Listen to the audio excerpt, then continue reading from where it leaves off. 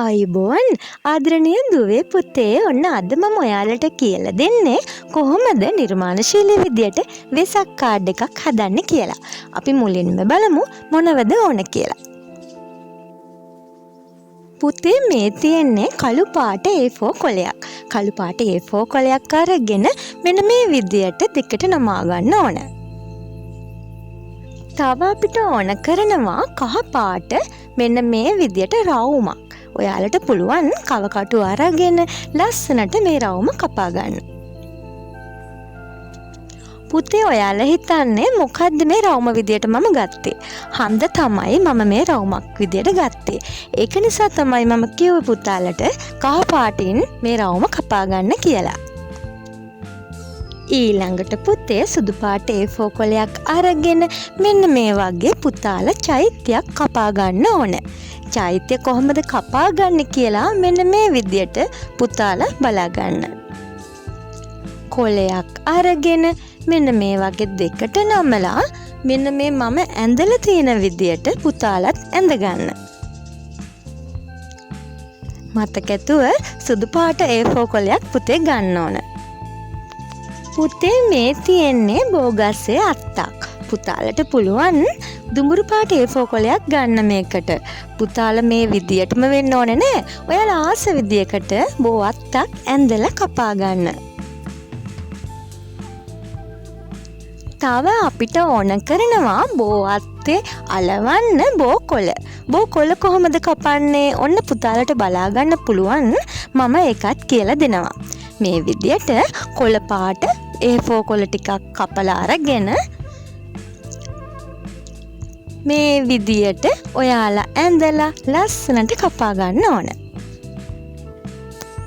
පුතේ මම චෛත්‍ය අලවන්න මෙන්න මේ විදියට ස්ටෝන් ලේස් එකක් අරගෙන තියෙනවා. පුතාලට පුළුවන් මේවා වෙනුවට වෙන මොනවා හරි ඔයාලට ලස්සනට කපලා යොදා ගන්න. නැත්නම් අර බාගේ පබළු තියෙනවා කඩවල් වල. පුතාලට පුළුවන් ඒව උනත් යොදා ගන්න. ඕන නම් සුදු පාටින් පොල් කුඩු ටිකක් ඔයාලා කැමති දෙයක් යොදා ගන්න පුළුවන්.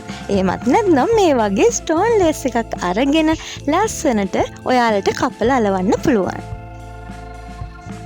ඔන්න අපි දැන් වැඩේ පටන් ගන්න තමයි මේ හදන්නේ. මුලින්ම මෙන්න මේ විදිහට මම කලින් කිව්වා වගේ ඔයාලට A4 එක දෙකට නමා ගන්න පුළුවන්. දැන් මම මෙන්න මේ විදියට කහ පාටින් ලස්සන රවුම අලව ගන්නවා. ඊට උඩින් මෙන්න මේ විදියට චෛත්‍යයත් අලව ගන්නවා.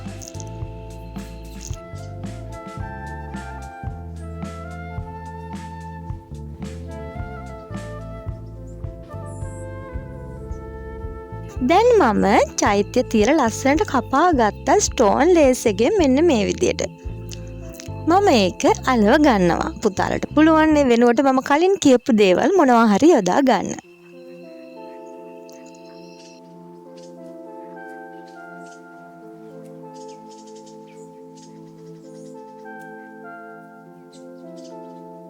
ඔන්න මගේ බෝ අත්තත් මම අලව ගන්නවා.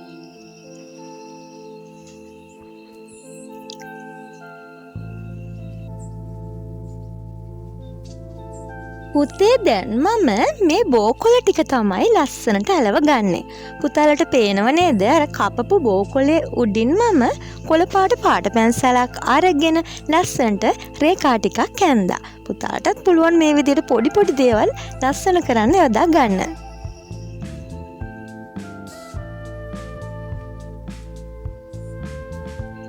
ඔන්න පුතේ මම මේ තව ටිකක් ලස්සන කරගන්න තමයි මේ කාඩ් එක හදන්නේ. පුතාලට පුළුවන් මේ වෙනුවට බාගේ පබළු එකත් යොදා ගන්න.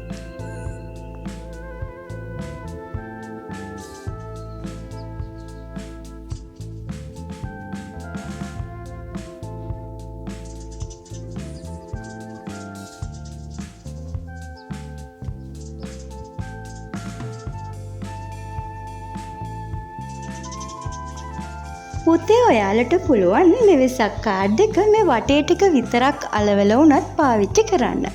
ඒත් අපි මේකට 3D වෙනුමක් ගත්තතින් තවත් ගොඩක් ලස්සනට මෙන්න මේ රූපේ විදියට බලා ගන්න පුළුවන්. අපි එහෙනම් දිගටම අලවගෙන යමු.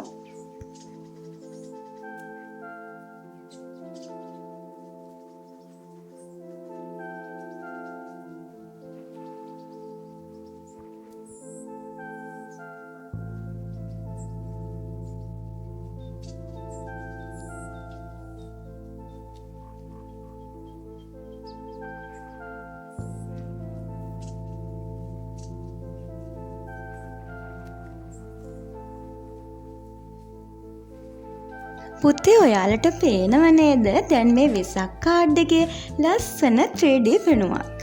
ඉතින් පුතාලට පුළුවන් මේ වගේ ලස්සනට හදලා ඔයාලගේ ඉස්කෝලේ එහෙමත් නැත්නම් ඔයාලට තරගයකට උනත් ඉදිරිපත් කරන්න. ඔන්න අපි දැන් අපේ වෙසක් කාඩ් එක හදලා ඉවරයි. පුතාලට පුළුවන් මීට අමතරව තවත් දේවල් යොදාගෙන මේ වෙසක් කාඩ් එක තවත් ලස්සන කරගන්න. එහෙනම් මම ඔයාලට තවත් නිර්මාණයක් අරගෙන ඉක්මනටම එන්නම්. බුත් සරණයි.